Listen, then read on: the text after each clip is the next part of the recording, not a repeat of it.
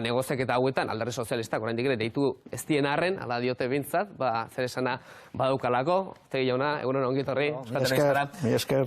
Zu Pedro Sánchez-etaz fio zara? Nik uste baditugula datu nahikorik ez fidatzeko, ez? Eta orain aipatu du Carmelo, baina guk kanpainan esan dugu, ez? Ikusi dugu kanpaina horretan, Pedro Sánchez egon da posizio oso atzerakoietan, egun da 55arekin mehatxatzen, ikusi dugu baita ere, nola baita ere, konsulten inguruko kode penalaren erreforma bat eskatzen ilegalak izateko. Oda, Pedro Sánchez arpegi askotako politiko bada. Eta nik aipatu izan dut hauteskunde gauean eta geroago, ez? Nik uste du politikagintzari eta ezkerreko politikagintzari mina handia egiten diola antzerkigintza egitea, printzipiorik gabeko politika egitea, eta uste dut jendearen sensazioa hori dela, ez? Sensazioa da, bueno, zergaitik etzen posible izan hau, orain dela hilabete batzuk, zergatik orain derrepentean hau posible da, eta gauza hauek jendeak ez ditu, eta hau konpartitu egiten dugu keska hori, ezkerrak gutxienez Euskal Herria Bildurentzat baditu gauza batzuk bete beharrekoak. Bata, jendeari egia esan behar zaio, bigarrena, printzipioak eduki behar dira, eta jarrerak ezin dira aldatu egun batetik bestera. Hemen, gu garbi daukagu gobernu hau, ez dela estadu gobernu bat, estaduak ez du nahi, halako gobernu bat, botere ekonomikoa kontrasaldu dira, Eliza Katolikoa kontrasaldu da, Europar Batasuna kontrasaldu da, zergaitik lortu den halako gobernu oraindik ez da osatu, badago preakordio bat, hori ere kontuz, porque oraindik denbora dago gauzak aldatzeko, baina gure ustez garbi dago hor badagola interes bat Pedro Sánchezen partetik nolabait ere halako mugimendu bat egiteko, ez? Eta ikusiko dugu etorkizunean zer gertatzen da. Sánchezek diozu aurpegi asko dituela, baina Iglesiasetaz gehiago fidatzen zara? Bueno, Espainiar obedientzia duen ezkerrak normalean beti defraudatu gaitu. Eta uste dut hau konstatazio historiko bat dela baita, ez? Zergaitik, azkenean beti jartzen duelako Madrilen dituen interesak, Euskal Herrian dituen interesaten gainetik.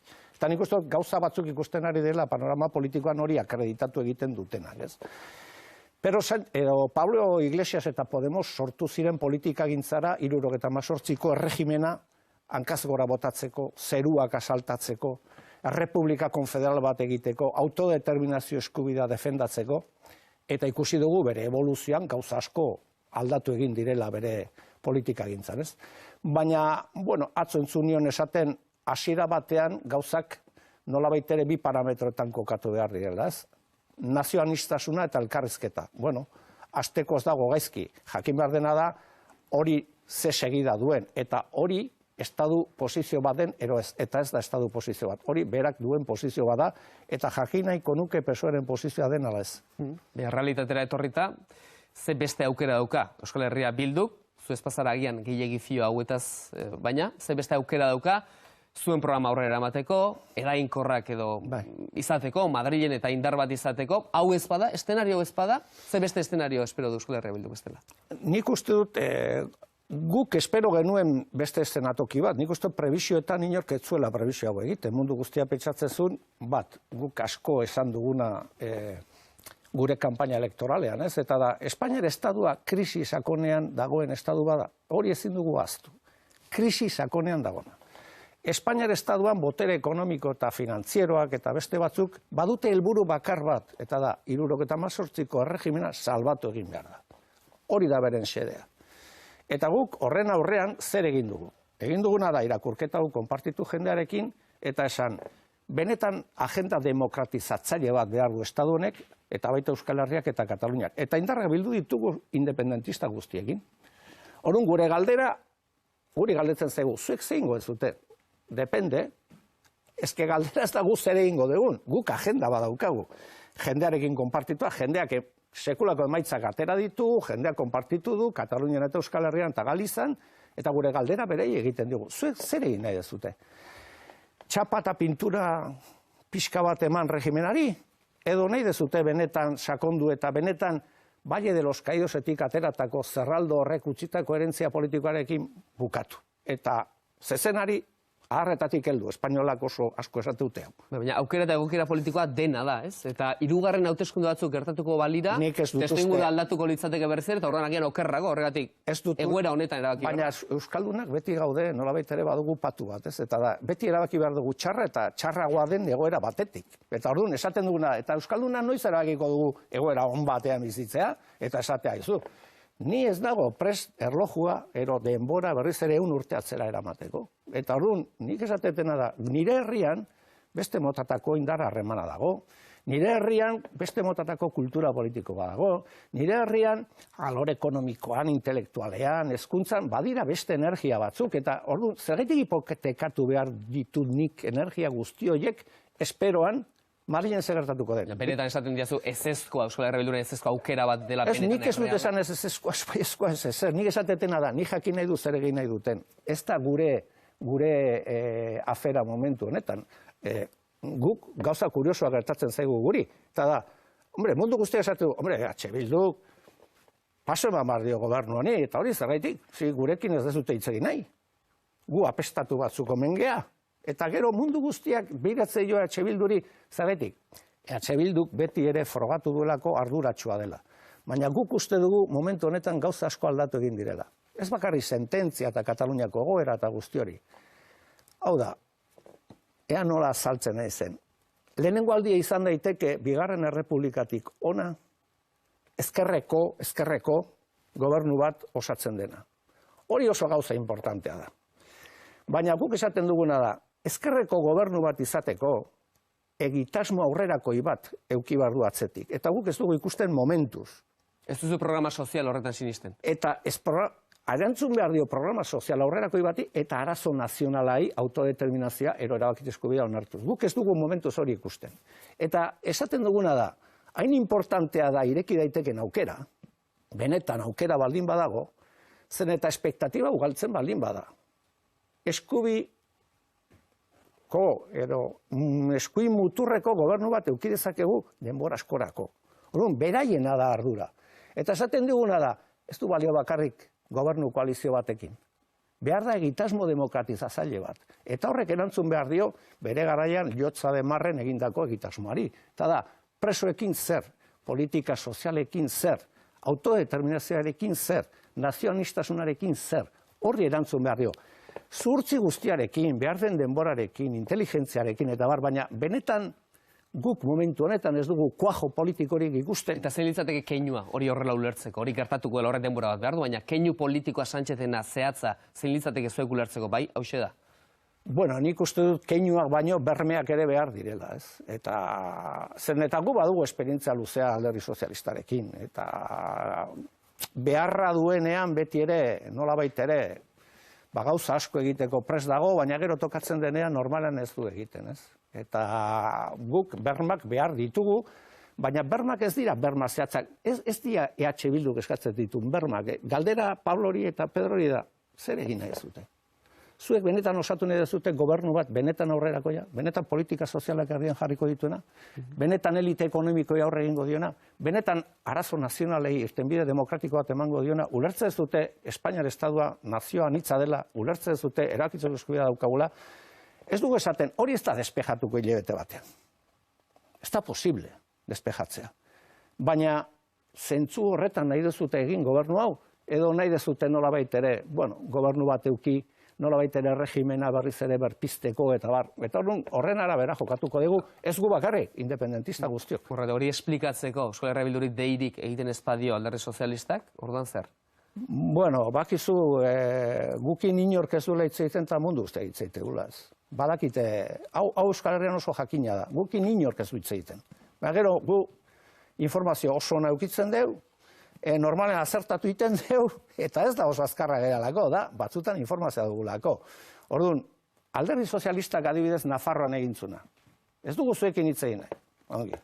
Gu jarrera bat eduki genuen, jendeari eskatu genion, betu, hemen bi aukera daude. Gure jendeak erantzun zuen, juntzan ardura guztiarekin.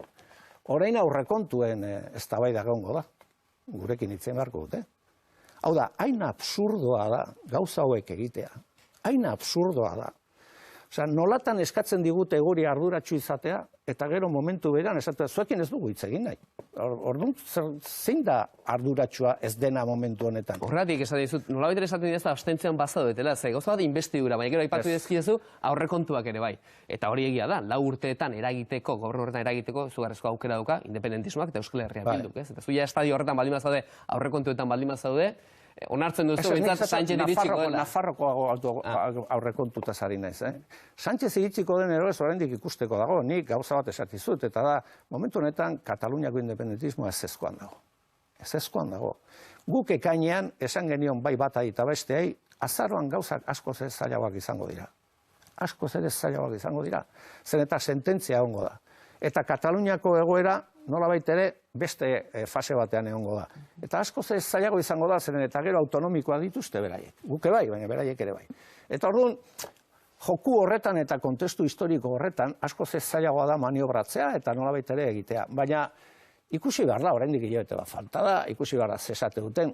Gero, karo, lehen aipatu dizut guk printzipioak ditugula, ez? Eta guk ez dugu politika ulertzen, nolabait ere, ez ditugu gauza batzuk ulertzen da. Nola aldatu daiteke egun batetik bestera posizio bat? Ez du nola dakazu programa batean federalismoa desagertzen dela, eta izetak deitzen dizu Bartzelonatik, eta bueno, eta sartu ditu. Horrek, baina zuek ere neurri batean, zentsura mozioari baldintzari gabe babesa eman zenioten. Ondoren, Sánchezen lehenengo inbestidura egoten baldin bazen ere, abstentzioen aldeko agertu ziren. Eta orain kolpetik esaten duzue, baldintza daudela, ez? Hor zerbait aldatu da, baina testigura ez da askorik aldatu. Gauzak aldatu direlako. Guk lehenengo mozio zentsuran esan genuen, guk gure jendaren aurrean aurkezten garenean hauteskundetan, guk kontratu bat sinatzen dugu jendearekin. Eta jendeari esan genion, gugoaz eskubiari ateak iztera, gugoaz presoak askatzera, gugoaz autodeterminazioa defendatzera, eta gugoaz politika sozial aurrerakoia babestera. Guzti hori egin genuen.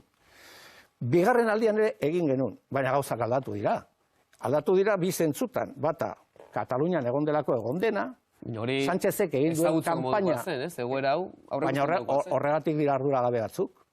Horregatik dira arduragabe batzuk. Eta horregatik azaldu behar dute, zeratik posible izana, orain dela hilabete batzuk, orain posible den. Eta bigarren gauza bat aldatzen da. Orain Podemos dago gobernu horretan. Podemosek, teoriz, autodeterminazioa eskubidea defendatzen du. Teoriz, Porque gero tokatzen denean hemen autogobernu komisioan idaztea, ez du idazten.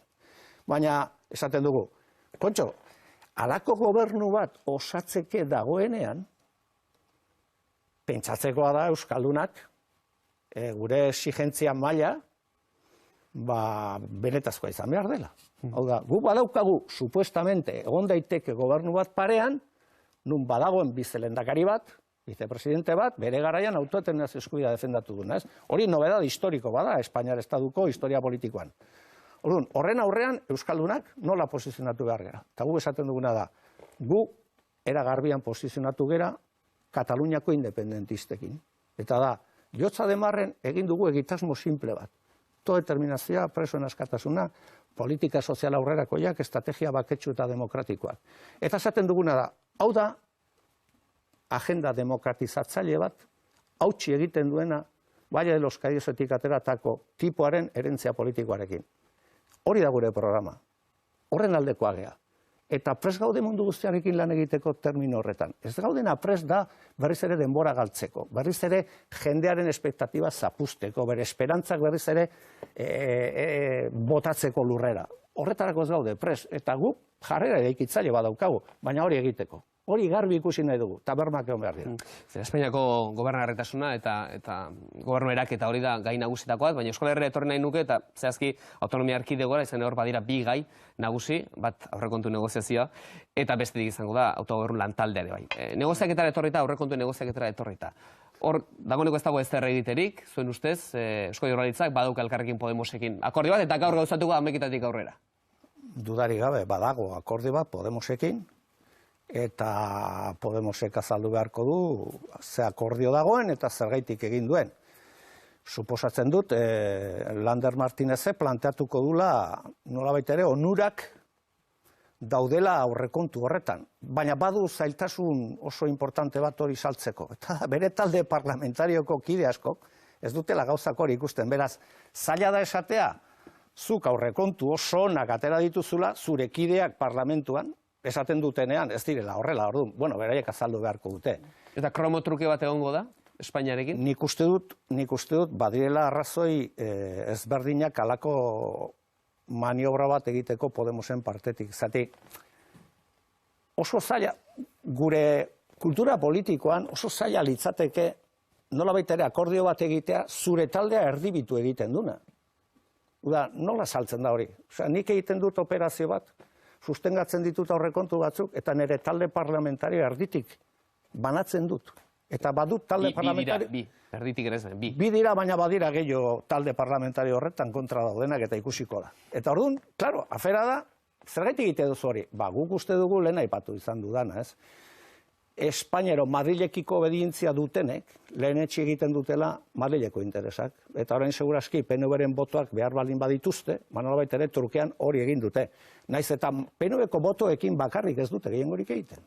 Baina, bueno, suposatzen du kromo trukaketa bat dela, ez? Eta horrek suposatzen du berriz ere badirela sektore horiek lehen aipatu izan ditudanak, obedientzia estatala dutenak, beti ere lehenetxe iten dutenak Euskaldunon interesak Madrilen dauden interes. Beraientzat importantea Madrid da. Eta hori da kezkagarria. Autogobernun lantaldera etorri nahi nuke.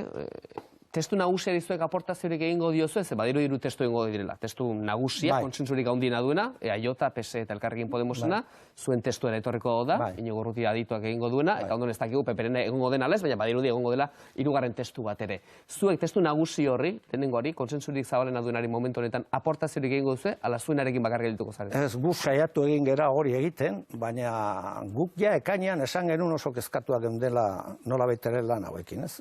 Azkenean ze gertatu da eta gauza garbi hitz egin behar dira, ez? Hemen bazegoen akordio bat, PNV eta Bilduren artean. Printzipio eta oinarri batzuk jasotzen zituenak. Besteak beste nazio izaera, besteak beste autodeterminazio eskubidea, baina askoz gehiago ere bazegoen. Bazegoen adibidez, alor kompetentzialean, botere kompetentzialean, sozioekonomikoa diren nolabaiteko kompetentzia guztiak jasotzen zituen. Eta bazegoen sistema bat, berma sistema bat. Berriz ere, estatuak ez ingeritzeko gure autogobernu maila horretan, ez? Hori zen akordioa. Bueno, Euskal Herri Jeltzaleak egin duna da, komisionen bidez, akordioa aldatu, eta beste akordio bat egin du. PSE eta Podemosekin. Eta orduan gu, nolabait ere, esaten duguna da, bazegoen parlamentuan mandatu garbi bat, eta mandatua zen, oinarri hauekin etxe bat egin behar dezute. Eta hori, ez da egin, aldatu egin da. Izan da, nolabait ere, trileroen joku bat, eta orduan, ateratzen den etxea, ez da, oinarri eta printzipietan dagoena. Beste aldatu da, autodeterminazio eskubidea ez dela Gasteizko Legebiltzarran egongo, beste nonbait egongo dela, ze aldatu da? Oso laburki esan da. Aldatu dena da, guk paktatu eta itandu genituen printzipio eta oinarri batzuk, EAek, hiru probintziak, Espainiar Estatuarekin harreman konfederal bat sustatzeko, erabakitze eskubidearekin eta botere burujabe askorekin, eta gelditu dena da, estatuto baten erreforma konstituzioak markatzen dituen muga guztiekin. Hori da egin dutela. Eta guk esaten duguna da... Zuen proposamena antikonstituzionala izan zitekelako? Baina eske antikonstituzionala izatea ero ez, konstituzionalak esan beharko du. Afera daukagu guk, gure arteko eztabaida egiten duguna. Afera da, Euskaldunak fasistoriko honetan egin behar dugu eztabaida bat. Ze behar dugu Euskaldunak? Gehiengoak zen nahi du herri honetan. Jarri paper batean. Eta egin dena da automutilatu. Eta esaten dena da, ez, jun behar gera, Madrilera, baina Madrilek onartuko duen zerbaitekin. Ja, baina bidai horretarako etzen behar hainbeste kopla. Urkullu jaunak esan zuen 2015an konsulta bat egongo zela, etzen egon. Gero esan zuen estatuto bat egongo zela, erabakitzeskuek, ez da egongo. Orain zer egongo da? Ezer. Egongo dena da, estatutuaren erreforma bat.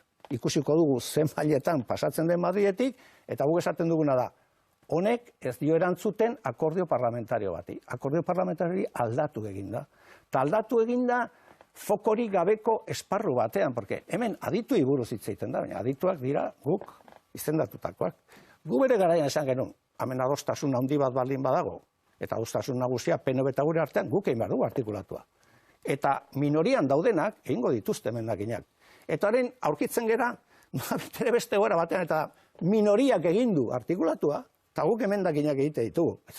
Hau ez da serioa, besteak beste, adituek ez dutelako eskubide hori egiteko. Hori eztabaidatu egin zen komisio batean, politikoki, herriak hautatutako jendearekin.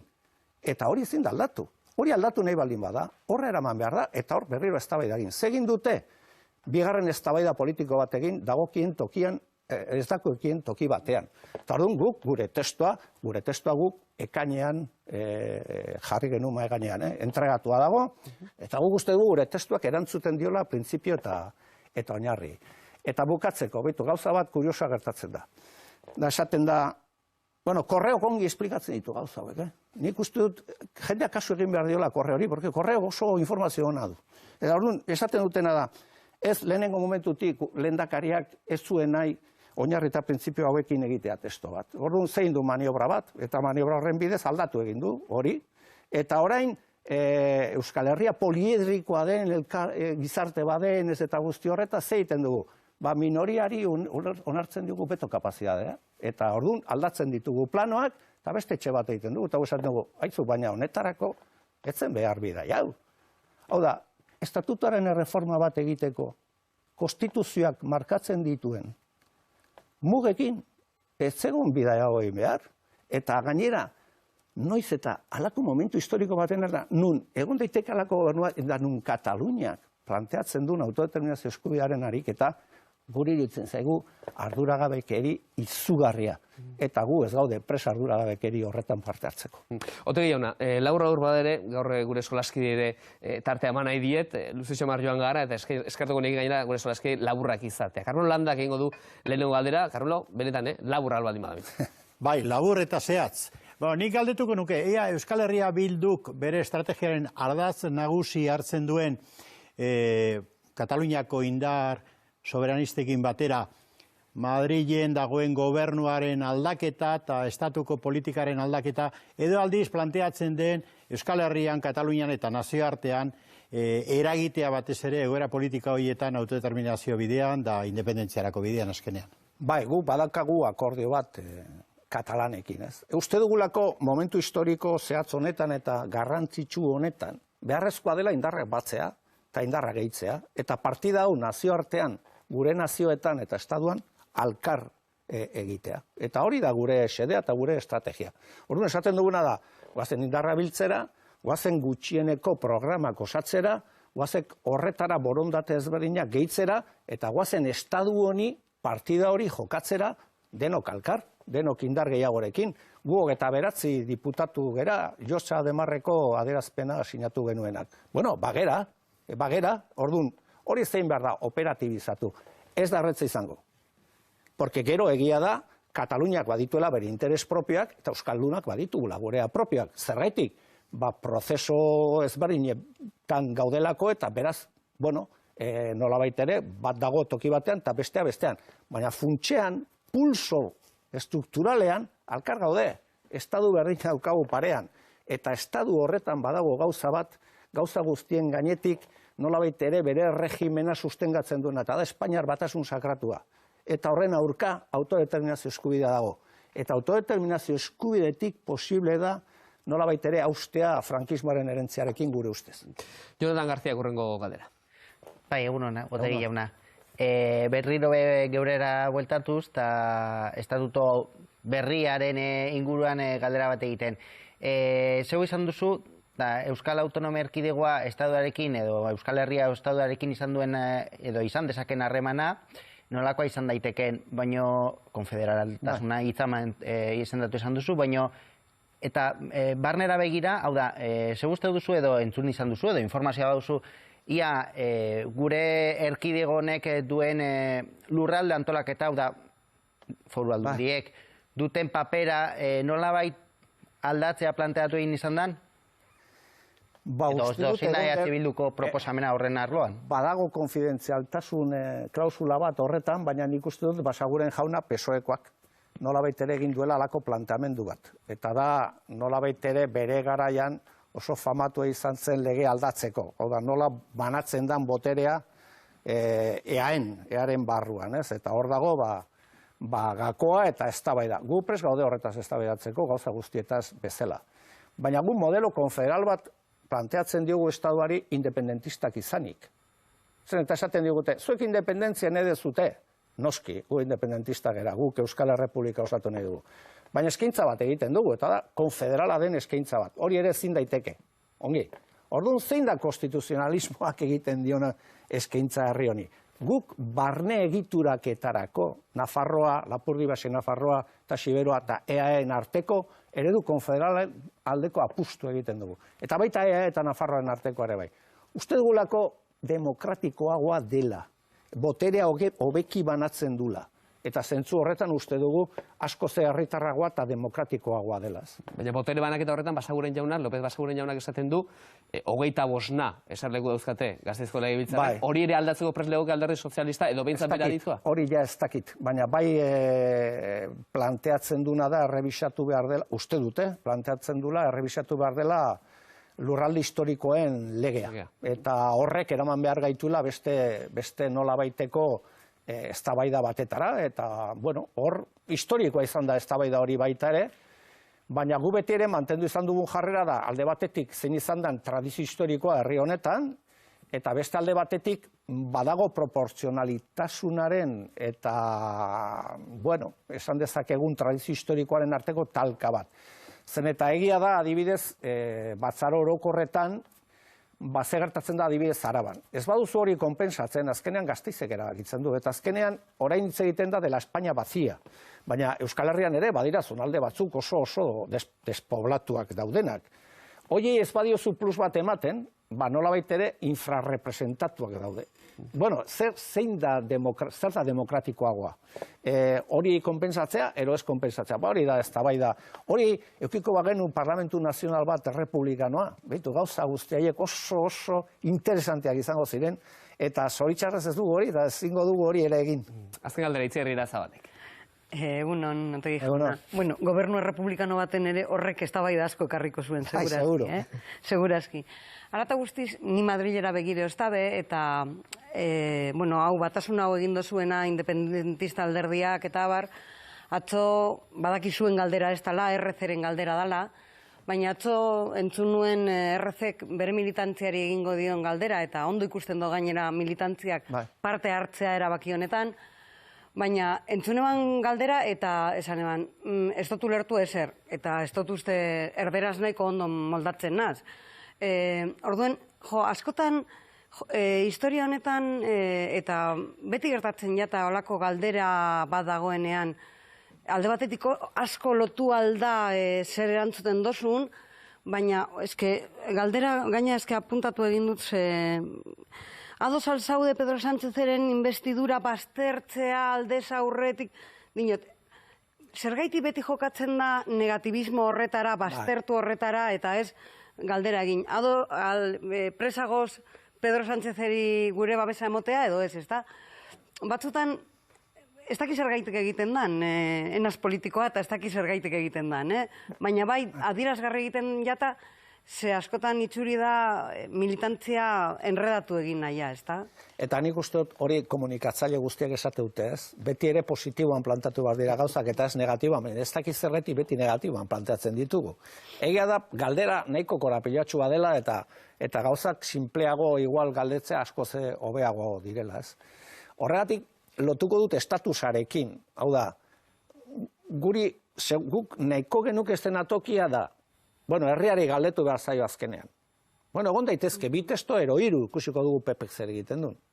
Baina guk ez dugu berriz ere errepikatu, orain dela 40 urte errepikatu zen, eta zan, hau dago ero ezerrez. Ez. Hau dago eta gu beste badaukagu. Eta azkenean herriak eragitzen duna, guk errespetatuko dugu. Baina eman jendeari aukerak eztabaidatzeko. Eta esateko, hau da posibilidade bat, badira beste batzuk. Eta gu gainera, esan dugu, horrek aberastu egiten du nolabait ere eztabaida demokratikoa, eta zentzu horretan esaten duguna da, bueno, eskerrak momentu honetan badu arazo bat, jendeak ongi ulertuko duna, eta da, karo, zuk eskatzen diazu neri, babesa ematea zure gobernuari, beske nire presidentea kartzelan dago. Kartzelan daukat. Orduan, eta gainera autonomiko batzu ditut, eta orduan ni nola saltzen dio ni jendeari babestu dezakedala zeren trukean. Eta badakit gero beste gauza bat egiten dela normalean komeni ez dena, eta da baldintza publikoan jartzen direnean ez du funtzionatzen. Ez du funtzionatzen. negoziazioak publikoki egiten diren ez dituzte funtzionatzen. Gu badakigu zerbait horretaz. Zergatik, mailan dagoen bakoitza bere esparruari saldu behar diolako gauza bat, eta beti kontraesankorrak dira. Orduan esan nahi dut, nik uste dut egoera zaila dela, Katalunian egoera zailagoa dela, eta, bueno, oso eremu konplejoan gaudela, baina eremu konplejoetan ibili behar gera, eta arduratsu ibili behar gera, eta gero, haizu, nik beti planteatzen du gauza simplea da, jendearekin konpartute behar dira gauza, jendeak erabakitzen du, batzutan trompatuko gera, eta ekibokatuko gera, eta beste batzutan ez, eta hori da politika, eta zentzu horretan, nik nahiago ditut, erabaki okerrak hartzea, erabakirik ez hartzea baino. Urun, arreskatu egin behar da. Otegi jauna, atzo hemen Jonan Fernandez egon zen gurean, eta artean ezkenekien, aita Marik 78 lagun erreskatuko zituenik Mediterranean, baina aintzuten ere, migrazioaren inguruko galdera bat utzi zigun, eta Jonan Fernandezen galdera entzungo dugu. Zein da errefusiatuen gaiaren inguruan eta migrazioen erronka berrien inguruan EH Bilduk planteatzen dituen ardatz nagusienak. Arraz nagusia, migrazioaren migrazio politiken inguruan, labur eskatuko... Konferentzia bat emateko horregatik. Esango nuke, betu, lehen estatusari buruz hitz egin dugu. Guk EAen ez dakagu politika migratzailei buruzko kompetentziarik. Gu ditugu kompetentzia asistentzialak. Beraz, gu horretan ere ezin ditugu hartu erabakirik. Bigarrenik, uste dut gai honetan gauza bat ahaztu egiten zaigula eta da. Emigratzeko eskubidea dago, bai, baina hori da bigarren eskubidea. Niretzat, lehenengo eskubidea da, zu jaiotzen zeran tokian, eskubide osoa daukazu, duin bizitzeko. Eta hori konpontzen ez den bitartean, migrazioa gongo da. Zergaitik, orain gauza bat gertatzen delako, lehen gertatzen etzena, eta da, mundu guztiak hau dakala. Magreden, gazte guztiak hau dakate. Eta ze pasatu da globalizazioarekin? Orain, ez dutela bakarrik gaizki bizitzen, baizik eta ikusten duten nola bizi garen besteok. Eta orduan, eskubide osoz esate duten, nik ere horrela bizi nahi dut. Orduan, niretzat estrukturalki egin behar dena da, ordenu ekonomiko justuago bat eraiki. Bere garaian sozialista dituko genioke, orain ere nik. Baina hori ez bada egiten, hemen gauzak, ez dakaten konponbiderik. Hemen Europar batasunak, giza eskubideen Europa honek, 50.000 hildako daude, 50.000 hildako daude. Eta ez da zer gertatzen, eta jarraituko dira etortzen, zeratik bizi baldintza ekonomiko eta soziala desastre bat direlako, lapurtu dizkietelako materia prima guztiak, korrupzio izugarria daukatelako, eta telefonoaren bidez ikusten dutelako nola bizi geran besteak, eta esate dute, nik eskubidea dut hori egiteko. Naiz eta batzutan, errealitatea distorsionatu xamarra ere izaten den ez da. Noski, baina... Bukatzeko, Otegi jauna, Arrainoa Aznar ez etorriko da, edo izango da, gurekin astelehenean, bera Nafarroko Parlamentuko diputatua da, eta ere galdera batuzta nahiko genuke, etxeko lan moduan beti ere uzten dizuegulako lantxo bat, ez da? Ainhoa Aznarezi galdera bat. Bueno, datorren 3 Nafarroa eguna da, Euskara eguna ere bada, eta galdera oso simplea da, lehen aipatu dugu galdera simpleak egin behar direla, eta da, Nafarrek badute bere etorkizuna libre eta demokratikoki erabakitzeko eskubidea Euskaldunak bezala, bai ala ez. Balaxe, hain simple botako dugu galdera Ainhoa Aznarezi, hori astelehenean izango da. Arnaldo Otegi, Euskal Herria Bilduren koordinatzaile nagusia, eskerrik asko Euskal Telebistan. Mila esker, konbidatzagatik. 10:09 minutu Jaun Andreok, albisteak orain Euskal Telebistan, Jonan Apaolazarekin.